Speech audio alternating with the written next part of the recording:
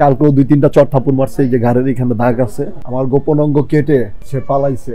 ঘটনা আমাকে কিছুদিন ধরেই বলতেছে, জেলখানা ওই বলছে তোরে বাইরে ফিরা মাইরালাম। আজকে দুষ্টামি করে মনে হয়, ওকে আমাকে কি মেরে ফেলবে? আরেকটা মানুষকে কি এত সহজে মারা যায়? আমি কি মানুষের কোটি কোটি টাকা মেরে খাইছি, আমাকে মেরে ফেলবে?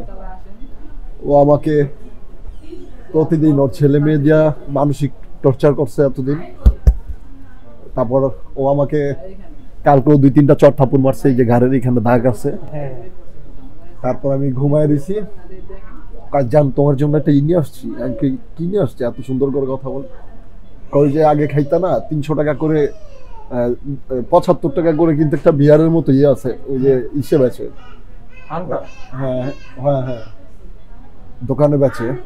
ওইটার সাথে আর লাল কি জানি মিক্স করছে, আর আগে চড়ে কি মিক্স করে নিয়ে আসছে আমি দেখি নাই।